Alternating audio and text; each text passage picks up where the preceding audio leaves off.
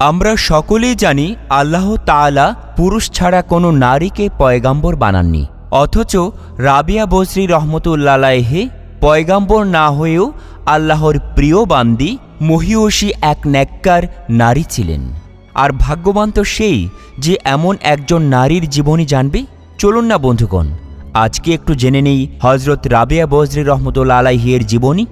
হজরত রাবিয়া বজরি আরবের একজন মহিলা ছিলেন। বজরা নগরীতে তিনি জন্মগ্রহণ করেন। তার পিতার নাম ইসমাইল এবং মাতার নাম মায়ফুল। তার পিতা এতই গরিব ছিলেন যে যেদিন তিনি জন্মগ্রহণ করেন সেই দিন বাতি জ্বালানোর মতো তেলটুকুও ছিল না। কিন্তু আল্লাহ তাআলার কি মহিমা, এই কন্যাই বিশ্ববিখ্যাত ওলিয়া কামেল রমণী উপাধি লাভ করেছিলেন। রাবিয়া বজরির বাল্যকালে পিতামাতা তাকে ইয়াতিম করে দিয়ে চিরবিদায় হয়ে যান। আর তখন থেকেই তিনি বড় 3 বোনের সাথে থাকতে শুরু করলেন। রাবিয়া বজরির মা যখন বিপদে পড়ে তার স্বামীকে বললেন, প্রতিবেশীর কাছ থেকে বাতি জ্বালানোর মতো কিছু তেল নিয়ে আসুন। তিনি প্রতিবেশীর বাড়িতে গিয়ে ডাকাডাকি করেন। তার ডাকে তারা দরজা না খোলায় তিনি বাড়িতে ফিরে আসেন। এই চিন্তায় তিনি ঘুমিয়ে পড়লেন। তখন স্বপ্নে দেখলেন হজরত মুহাম্মদ সাল্লাল্লাহু আলাইহি ওয়াসাল্লাম তাকে বলছেন, তুমি চিন্তা করো না, তোমার এই কন্যাই আল্লাহ তাআলার এমন সম্মানিত বান্দি হবে যে হাসরের ময়দানে আমার 70,000 গুনাহগার উম্মত তাঁর সুপারিশে নাজাত পেয়ে যাবে। রাবিয়া বজরির পিতামাতা মারা যাওয়ার পর বজরায় দুর্ভিক্ষ দেখা দেয়। তখন তার 3 বোনেরাও তার নিকট থেকে চলে যায়।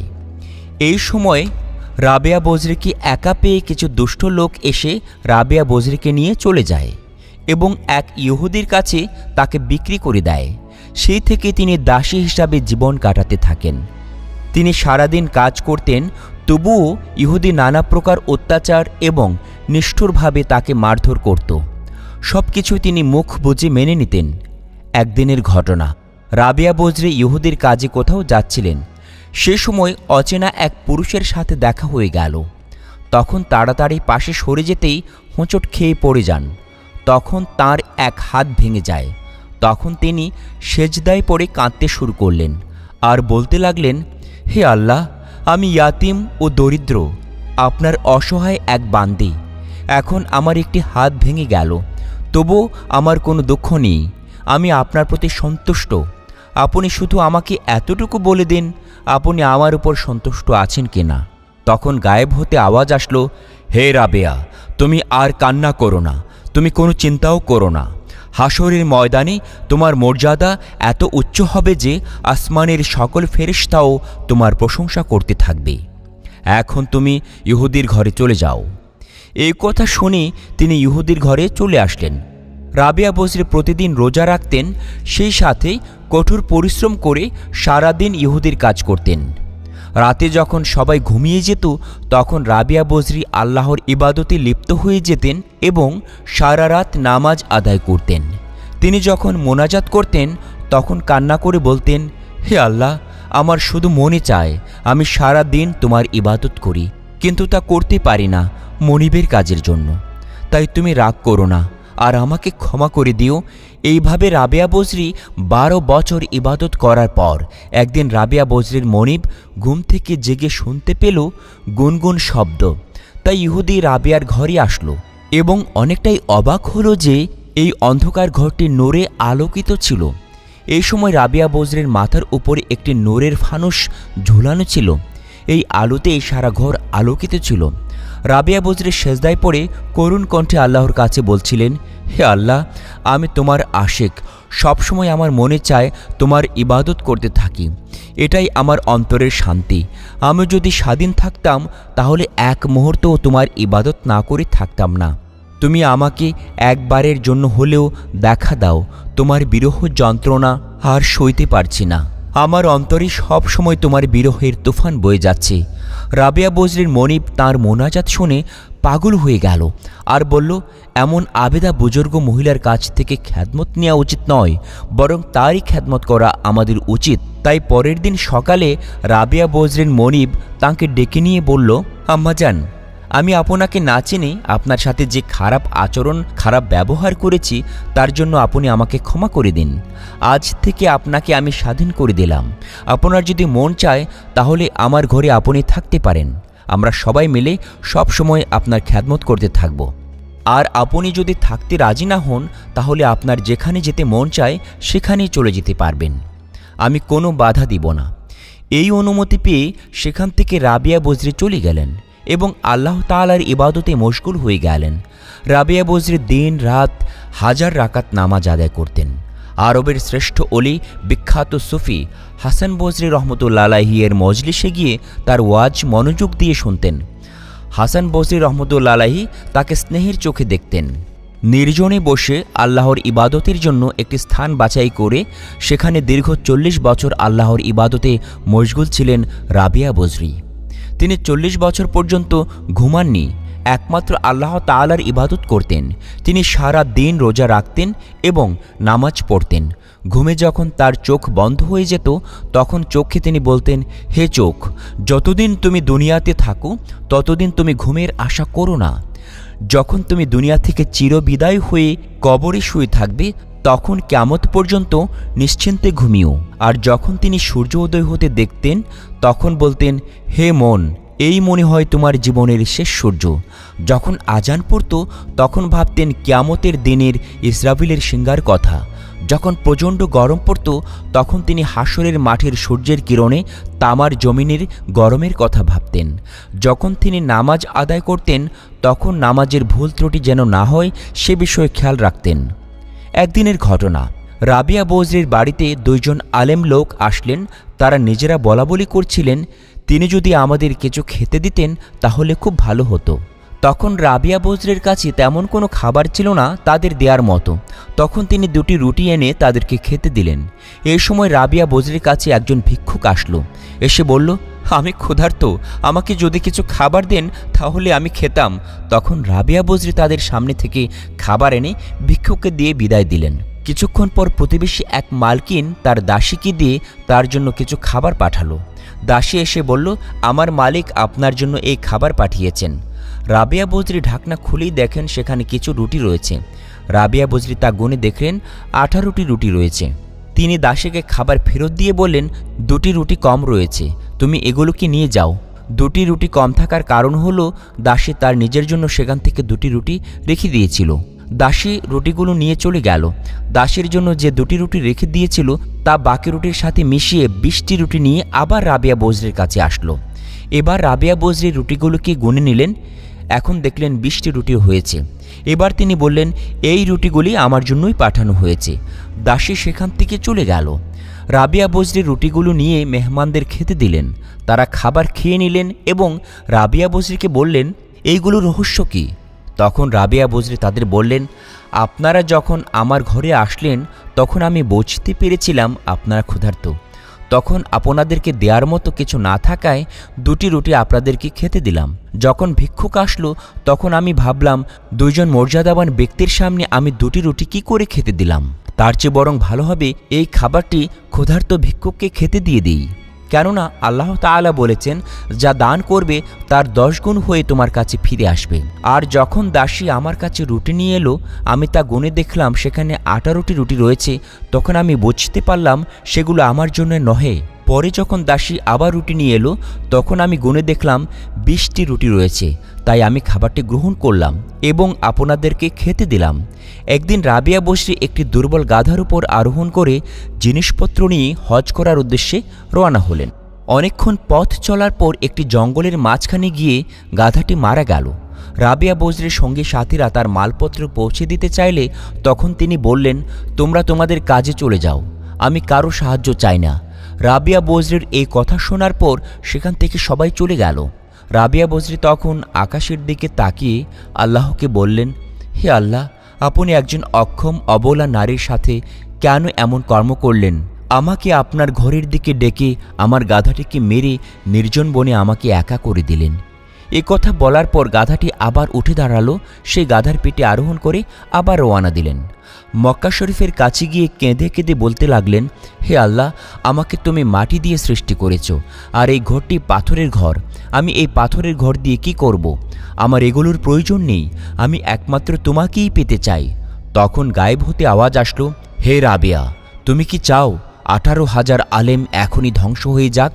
তুমি কি এটা জানো না যে মুসা আলাইহিসসালাম আমাকে দেখার জন্য তুর পাহাড়ে গিয়েছিল? আর আমার নূরের তাজালিতে আসলে যারা আল্লাহ তাআলার প্রেমের মাঝে সবসময় ডুবে থাকেন তারা এক মুহূর্তে যে শান্তি পান, সে শান্তি দুনিয়ার নিয়ামতেও নেই। রাবিয়া বজরি তৃতীয়বার হজ করার উদ্দেশ্যে রওনা হলেন। 7 বছর পর আরাফাতের ময়দানে গিয়ে উপস্থিত হলেন। সেখানে গিয়ে বললেন, হে আল্লাহ, আপনার বিরহের আগুনে আমি পুড়ে যাচ্ছি। এই যন্ত্রণা আমি আর সহ্য করতে পারছি না। এবার আপনি আমাকে দেখা দিন। তখন আওয়াজ আসলো, হে রাবিয়া, এটা কেমন দর্শন প্রার্থনায় তোমাকে পেয়ে বসেছে? তুমি যদি আমার দর্শন কামিনী হয়ে থাকো তবে আমার কাছে দরখাস্ত করো, আমি নূরের ঝলক প্রকাশ করব। তখন আমার নূরের ঝলকে তুমি পড়ে বশ হয়ে যাবে। তখন রাবিয়া বসরে বললেন, হে আল্লাহ, আপনার নূরের ঝলক সহ্য করার মতো শক্তি আমার নেই। আবার আওয়াজ আসলো, রাবেয়া, তুমি উপরের দিকে তাকিয়ে দেখো। রাবিয়া বসরি তখন উপরের দিকে তাকিয়ে দেখলেন রক্তের সাগর শূন্যে ঝুলছে। গায়েব হতে আওয়াজ আসলো, রাবেয়া, তুমি যে রক্ত দেখছো এই রক্ত আমার জন্য আমার আশিকের চোখ থেকে বের হয়েছে। তবুও তারা আমাকে দেখতে পারেনি। তারা আমাকে দেখার জন্য ধৈর্য ধারণ করেছে এবং পৃথিবী থেকে বিদায় নিয়েছে। আজ এই পৃথিবীতে তাদের কোনো নাম নেই, কিন্তু হাসরের ময়দানে পূর্ণিমার চাঁদ হয়ে তারা দেখা দেবে। তখন রাবিয়া বসরে বললেন, হে আল্লাহ, আপনাকে দেখার কোনো যোগ্যতা আমার নেই। এই বলে তিনি সেখান থেকে চলে গেলেন।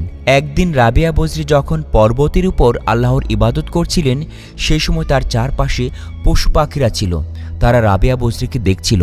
এই দৃশ্য দেখে হাসান বজরি রহমতুল্লাহ আলাইহি যখন সেখানে আসলেন, তাকে দেখে পশু পাখি সব পালিয়ে গেল। আরেক দিনের ঘটনা, রাবিয়া বজরি হাসান বজরির বাড়িতে গেলেন। সেখানে গিয়ে দেখলেন হাসান বজরি রহমতুল্লাহ আলাইহি ইবাদত করে কান্না করছেন যে তার গাল বেয়ে চোখের পানি পড়ছে। তখন রাবিয়া বজরি বললেন, ওস্তাদজি, আপনার এই কান্না দুনিয়ার কিছু পাওয়ার আশায় যেন না হয়, এই কান্না যেন আল্লাহকে পাওয়ার জন্য হয়।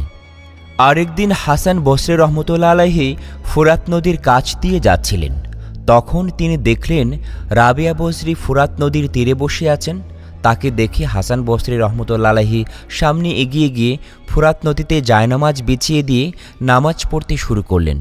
এই দৃশ্য দেখে রাবিয়া বজরিও তার জায়নামাজ আকাশে উড়িয়ে দিয়ে নামাজ পড়তে শুরু করলেন। রাবিয়া বজরি তখন বললেন, ওস্তাদজি, আপনি যা করলেন তা একটা মাছও করতে পারে, আর আমি যা করলাম তা একটা মাছিও করতে পারে। তাই এগুলো না করে আল্লাহ তাআলাকে রাজি খুশি করাই হলো ওলিদের কাজ। আরেকদিন হাসান বসরি রহমতুল্লাহ আলাইহি কয়েকজন বন্ধুদেরকে নিয়ে রাবিয়া বজরের নিকট সাক্ষাৎ করতে গেলেন। সে সময় রাবিয়া বজরের ঘরে কোনো আলো ছিল না। তিনি তাদের আগমন বুঝতে পেরে নিজের হাতের আঙ্গুলের অগ্রভাগে ফুঁক দিলেন। এমনই তা আগুনের ন্যায় জ্বলে উঠল। সারা ঘর আলোকিত হয়ে গেল। রাবিয়া বজরি হাসান বসরি রহমতুল্লাহ আলাইহিকে বললেন, মোমবাতির ন্যায় নিজের আলোকে দিয়ে জগৎকে আলোকিত করুন। নিজেকে সবসময় আল্লাহর প্রেমের আগুনে জ্বালাতে থাকুন। দিন রাত আল্লাহর ইবাদত করতে করতে সূচের মতো চিকন হয়ে যান। রাবিয়া বজরি দিন রাত মিলে 1000 রাকাত নামাজ আদায় করতেন। রাত যখন গভীর হয়ে যেত তখন তিনি ঘরের ছাদে চলে যেতেন আর দোয়া করতেন, হে আল্লাহ, তারাগুলো কি সুন্দরভাবে জ্বলছে। লোকদের চোখগুলো এখন নিদ্রায় অন্ধকার হয়ে আছে, আর এখানে আমি একা রয়েছি তোমার সঙ্গে। এই বলে তিনি ইবাদত শুরু করতেন। যখন দেখলেন রাত ঘনিয়ে ভোর হতে লাগলো তখন তিনি দোয়া করতেন, হে আল্লাহ, রাত প্রায় শেষ হতে লাগলো। আমার কতই না স্বাদ আমি যে সারা রাত তোমার ইবাদত করলাম। আমার এগুলো ইবাদত তুমি কবুল করেছো কিনা জানার। তুমি আমাকে জীবন দিয়েছ, আমার খেয়াল রাখছো। তুমি যদি আমাকে তোমার দরজা থেকে বিতাড়িত করো তবুও আমি তোমার ভালোবাসার টানে তোমাকে কোনো দিনও ত্যাগ করে যাব না। হে আমার বন্ধু, আমার আশ্রয়দাতা, আমার আনন্দ, আমার পালনকর্তা, তুমি আমার প্রাণ। তোমায় পাওয়ার আশায় আমাকে জীবিত রেখেছে। তোমার ভালোবাসায় আমার কামনা। তুমি ছাড়া আমার কেউ নেই। তুমি যদি আমার উপর সন্তুষ্ট থাকো তাহলে আমার সুখ পরিপূর্ণ হয়েছে। হে আল্লাহ, তুমি কি সেই হৃদয়কে জাহান্নামের আগুনে জ্বালাবে যে হৃদয় তোমাকে সব সময় ভালোবাসে?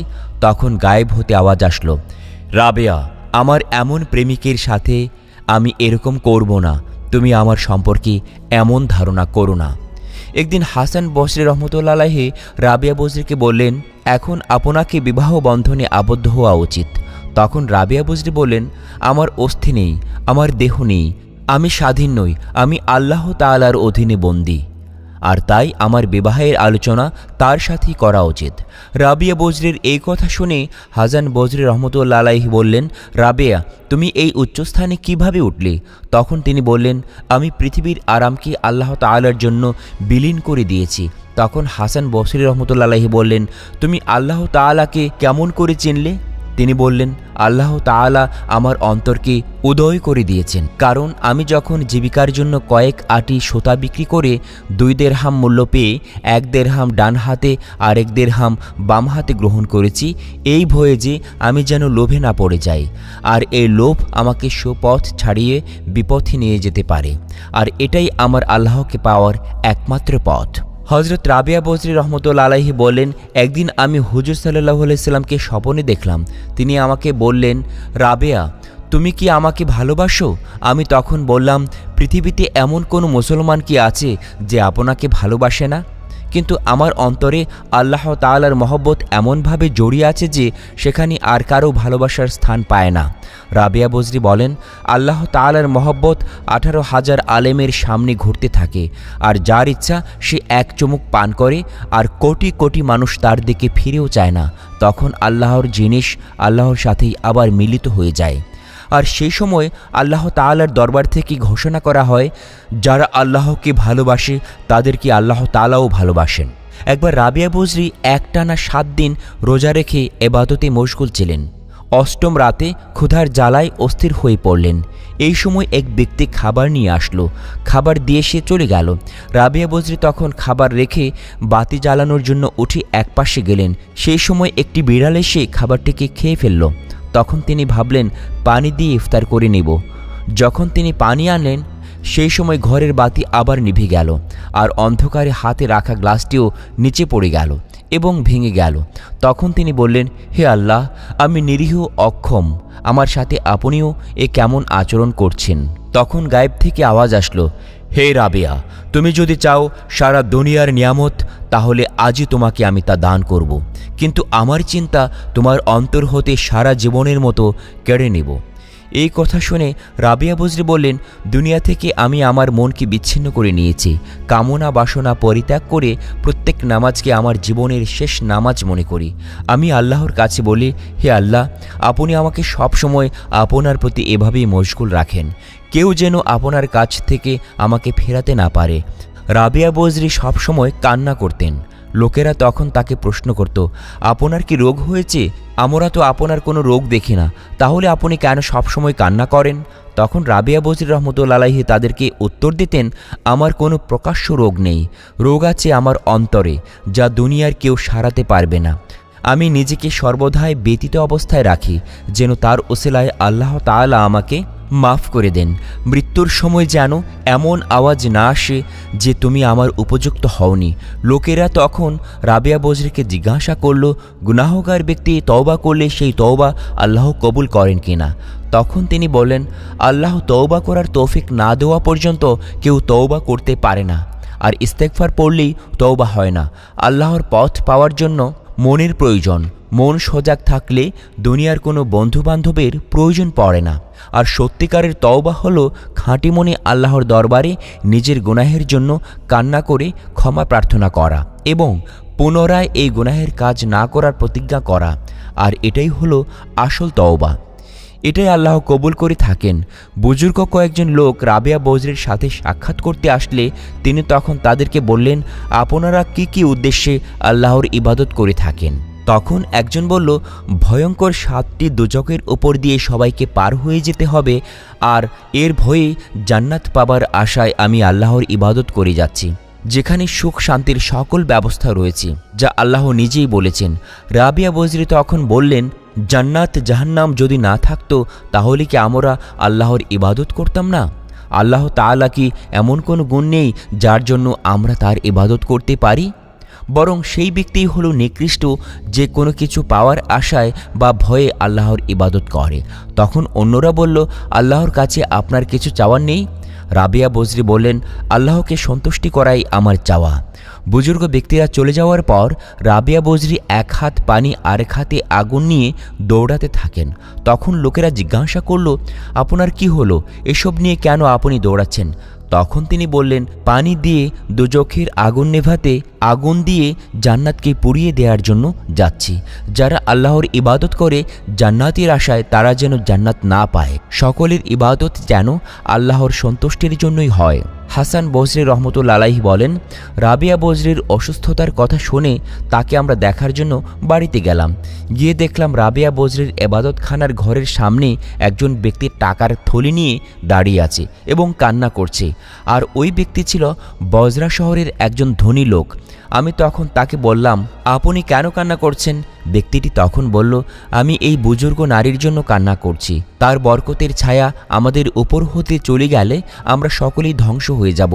তাই তাঁর চিকিৎসার জন্য কিছু টাকা নিয়ে এসেছি, কিন্তু তিনি এই টাকা গ্রহণ করবেন কি না সেই ভয়ে আমি যেতে পারছি না। আপনি বললে হয়তো তিনি এই টাকা গ্রহণ করবেন। তখন হাসান বসরি রহমতুল্লাহ আলাইহি রাবিয়া বজরির নিকট এসে ওই ব্যক্তির কথা জানালেন। তখন রাবিয়া বজরি বললেন, আমি এমন আল্লাহকে চিনতে পেরেছি যিনি তার নাফরমান বান্দার জীবিকা বন্ধ করেন না। তিনি তার আশিক এবং প্রেমিকদেরকে খাদ্য পানি ব্যতীত জীবিত রাখেন। তাই কোনো মানুষের নিকট আমি কিছু আশা করি না। যার টাকা হারাম নাকি হালাল সে বিষয়ে আমি কিছুই জানি না, তার টাকা কিভাবে আমি গ্রহণ করব? একদিন কয়েকজন লোক রাবিয়া বজরিকে বলল, আল্লাহ তাআলা পুরুষ ছাড়া কোনো মহিলাকে তার পয়গাম্বর বানাননি, তাহলে আপনি কোন মর্যাদার জন্য গর্বিত? রাবিয়া বজরি বললেন, ফেরাউন নমরুদ বলেছে, আমি তোমাদের খোদা। পুরুষ ছাড়া কোনো নারী এমন জঘন্য কথা বলেনি। আর মহানবী সাল্লাল্লাহু আলাইহি ওয়াসাল্লাম বলেছেন, একজন নেককার মহিলার নেকি 70 জন পুরুষ আউলিয়ার সমতুল্য। যখন হযরত রাবিয়া বজরির ইন্তেকালের সময় হলো, তখন তাঁর শিয়রে যে সকল বুজুর্গ লোক বসা ছিলেন তাদেরকে তিনি বললেন, আপনারা এখন এখান থেকে চলে যান। এখানে আল্লাহর ফেরেশতারা আসছেন, তাদেরকে এই জায়গা খালি করে দিন। তা শুনে সবাই বাইরে চলে গেল। তখন ভেতর হতে একটি আওয়াজ আসলো, হে প্রশান্ত আত্মা, আপন রবের দিকে চলো, এমন অবস্থায় যে তুমিও তার প্রতি সন্তুষ্ট এবং তিনিও তোমার প্রতি সন্তুষ্ট। অতঃপর আর কোনো আওয়াজ না আসলে বুজুর্গ লোকেরা ভেতরে প্রবেশ করলেন। সেখানে গিয়ে দেখলেন রাবিয়া বজরি ইহকাল ত্যাগ করে আল্লাহর কাছে চলে গেছেন।